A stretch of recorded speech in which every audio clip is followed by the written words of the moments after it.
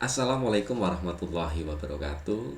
Perkenalkan, saya Eko Febri Prasetyo dari SMP Negeri 2 Purwokerto, calon guru penggerak Angkatan 9 Kabupaten Banyumas. Pada video kali ini, saya akan menyampaikan terkait eksplorasi konsep refleksi diri tentang pemikiran-pemikiran Ki Hajar Dewantara. Intisari pemikiran Ki Hajar Dewantara, Bapak Ibu semua, kita percaya bahwa sekolah merupakan salah satu kawah candera di muka bagi murid untuk mempersiapkan bekal kehidupan di masa depan. Jauh sebelum teknologi berkembang, Ki Hajar Dewantara melalui pemikiran-pemikirannya sudah sangat visioner terkait konsep pendidikan yang harus dijalankan. Ki Hajar Dewantara menjelaskan bahwa tujuan pendidikan yaitu menuntun segala kodrat yang ada pada anak-anak agar mereka dapat mencapai keselamatan dan kebahagiaan yang setinggi-tingginya, baik sebagai manusia maupun sebagai anggota masyarakat. Dalam laku dan pertumbuhan kodrat anak, Ki Hajar Dewantara mengibaratkan peran pendidik seperti seorang petani atau tukang kebun. Sedangkan anak-anak itu seperti biji tumbuhan yang disemai dan ditanam oleh Pak Tani atau Pak Tukang Kebun di lahan yang telah disediakan. Sebagai contoh, kita memiliki biji jagung yang biasa saja yang akan kita tanam pada lahan yang gersang. Namun kita rawat setiap hari dengan baik. Kita siram, kita beri pupuk, kemudian mendapatkan sinar matahari yang bagus, maka biji jagung yang biasa saja ini ditanam pada lahan yang gersang, ia akan tumbuh dan berkembang menjadi jagung yang sangat bagus. Sebaliknya, sebuah biji jagung yang berkualitas sangat tinggi namun ditanam pada lahan yang subur tapi tidak mendapatkan perawatan yang baik, maka ia belum tentu menjadi jagung yang sangat baik.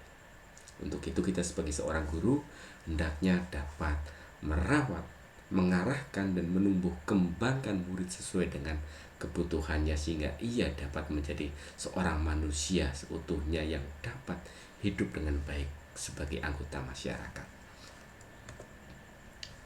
Ki Hajar Dewantara melalui pemikiran-pemikirannya menyampaikan bahwa manusia tumbuh berkembang itu sesuai dengan kodrat keadaan.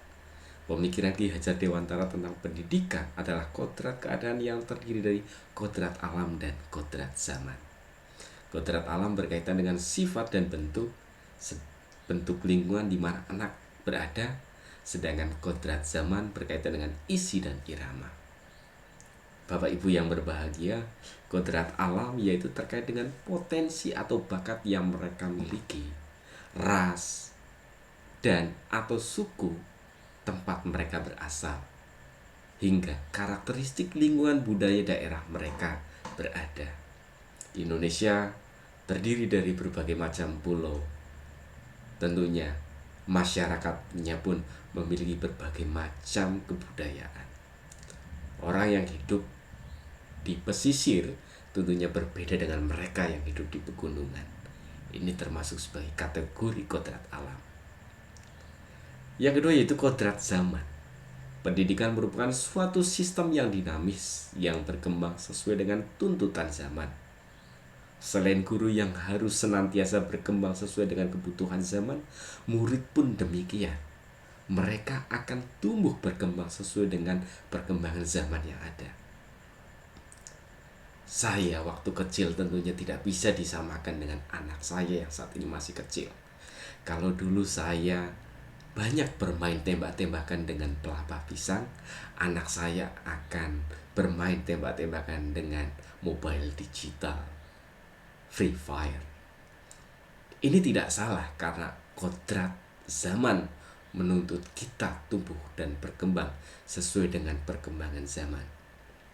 Begitu juga dengan kegiatan pembelajaran yang kita lakukan. Kalau dulu kegiatan pembelajaran dilakukan dengan cara konvensional, sekarang kegiatan pembelajaran bisa dimodifikasi dengan berbagai teknologi pembelajaran yang ada. Apapun teknologi pembelajaran itu, pada intinya kita harus dapat memfasilitasi semua kebutuhan belajar murid, baik itu kaitannya dengan kodrat alam ataupun kodrat zaman. Menurut Ki Hajar Dewantara, budi pekerti atau watak atau karakter merupakan perpaduan antara gerak, pikiran, perasaan, dan kehendak atau kemauan sehingga menimbulkan tenaga. Budi pekerti juga dapat diartikan sebagai perpaduan antara cipta kognitif, karsa afektif, sehingga menciptakan karya psikomotorik. Pada akhirnya, tumbuh kembang seorang anak di dalam mengikuti kegiatan pembelajaran dalam dunia pendidikan. Ia bukan hanya diciptakan menjadi orang-orang yang pintar saja, namun ia diarahkan untuk menjadi anak-anak yang berbudi pekerti, anak-anak yang memiliki sifat luhur sesuai dengan budaya kita sebagai seorang bangsa Indonesia. Meskipun teknologi sudah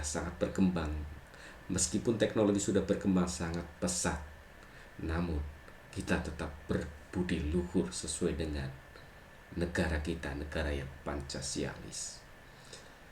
Bapak Ibu yang berbahagia, seiring dengan perkembangan zaman, sebagai seorang guru tentunya kita harus terus belajar dan belajar. Ketika anak akan berkembang sesuai dengan tuntutan zaman, kita sebagai seorang guru pun harus belajar dan mengajarkan suatu konsep ilmu sesuai dengan tuntutan zaman murid-murid kita. Kalau murid kita dituntut untuk selalu belajar, maka kita pun harus senantiasa belajar sesuai dengan tuntutan zaman.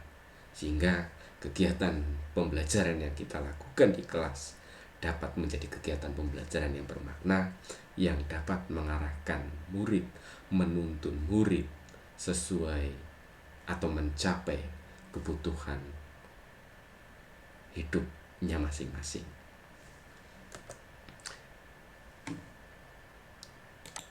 Demikian yang dapat saya sampaikan. Kurang lebihnya mohon maaf. Saya Eko Febri Prasetyo, guru SMP Negeri 2 Purwokerto, calon guru penggerak angkatan 9.